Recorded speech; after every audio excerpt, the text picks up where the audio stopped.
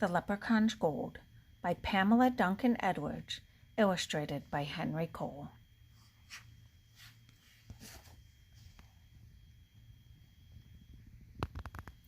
Long ago, before even your great-great-grandfather was born, there lived in a small village in Ireland a man known to all as Old Pat.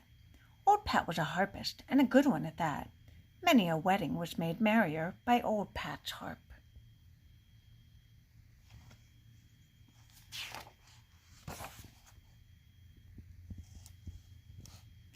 In the same village dwelled young Tom.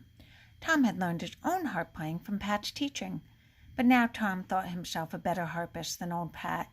He was much given to boasting and bragging and charging the villagers great amounts of silver for his skills. Old Pat was humble and willing to play his music for free for those he knew had not the means to pay. "Foolish old man," scoffed young Tom. "What use is a gift, if not to make you rich?" Old Pat replied, "I am rich in friends, and that is enough."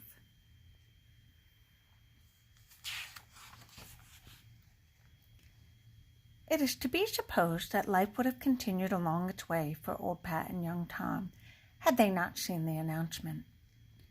"By order of the king, harping contest, to choose the finest harpist in Ireland at the royal palace. All may enter."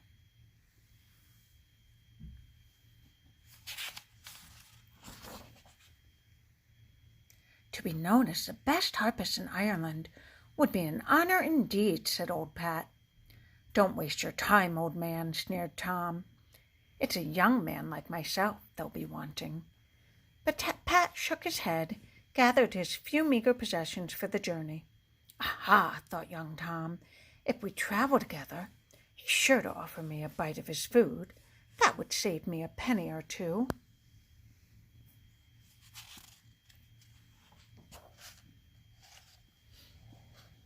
And so it was, on this night, the two sat together by their fire of twigs.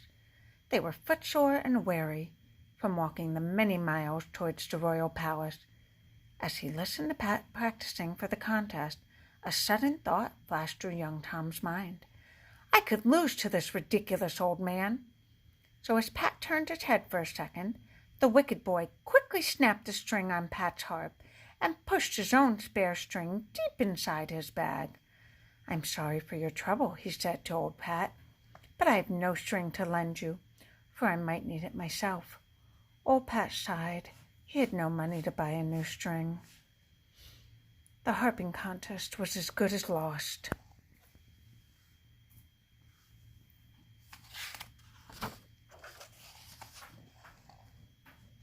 Then suddenly, through the darkness came a cry, "Help!"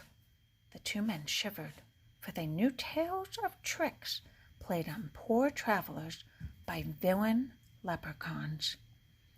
"Surely 'tis the little people that's after us," whispered young Tom. But as the voice rose to a wail, Old Pat's kindness of heart proved stronger than his fear of leprechaun tricks. "We must find out who's in trouble," he cried to Tom. "Not I," declared young Tom. "I've nothing to do with it. I'll not take the risk of missing the contest." He turned his back to the voice and covered his ears.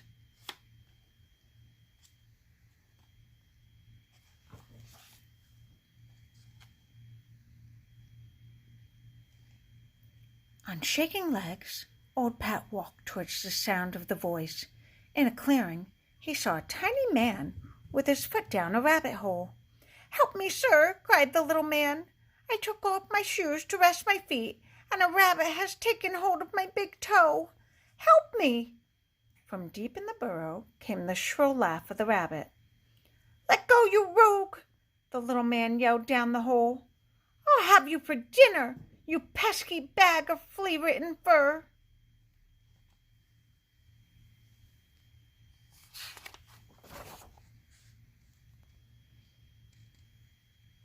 "I'll soon fix that scoundrel," thought Old Pat. He bent down and barked piercingly as a fox might in the night. The rabbit let out a scream of fright, and out popped the little man's toe. "Thank you," cried the Leprechaun, for a leprechaun he was. "Come," said Pat, trying not to laugh, for a funnier sight he thought he'd never see. "I've not much to offer, but what I have you are welcome to share."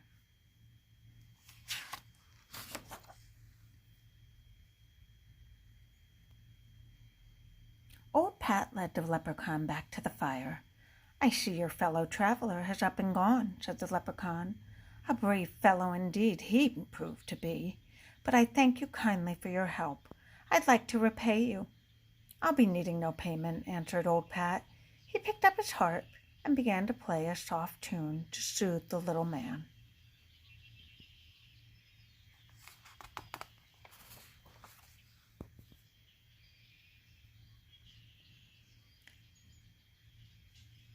Suddenly, old Pat's eyes would not stop from closing. With a sigh he fell asleep. The Leprechaun blew a silvery note on his whistle. Out of the forest came a band of little men carrying a bag. "He wants the gold," said the Leprechaun, as he told the tale of old Pat. "You know what to do." The little man nodded solemnly as they clicked open their bags.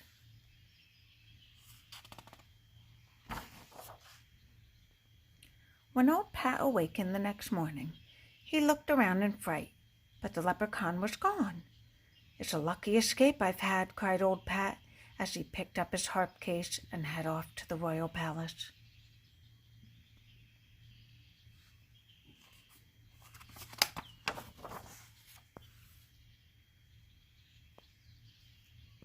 As old Pat reached the courtyard, young Tom took the stage. Looking mighty pleased and confident, he began to play a sweet tune. As if bewitched, the strings on his harp began to break. One by one they twanged and twitched, twirled in the air, until all lay dangling. Young Tom gazed at his harp in horror, but then he knew. "Leprechauns!" he muttered as he hung his head and shuffled from the stage.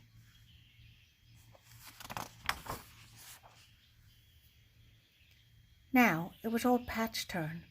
With sadness in his heart, the old man reached for his harp. Then his eyes widened, for there inside his bag lay a golden harp. "The Leprechaun's gold!" gasped old Pat. He lifted the golden harp and began to play.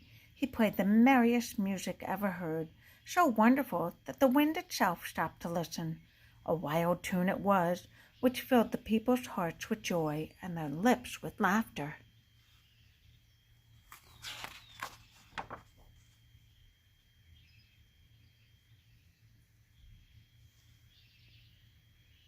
As the magic seized their feet, the people began to dance. Soon the courtyard was filled, a dancing, singing, laughing crowd. The other harpists knew now that this was Pat's day, and danced along with the people. Even young Tom, who had learned a hard lesson, found generosity growing in his heart. When the final note faded away, the king rose from his throne and beckoned to Pat. "Old man," said the king, "the prize is yours. Never have I heard such music. From now on, you will play always for me and my people. You are awarded the title Royal Harpist of Ireland."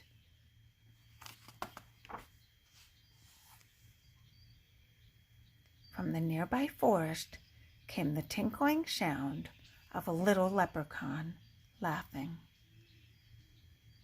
There are 16 four-leaf clovers in this book. Can you find them all?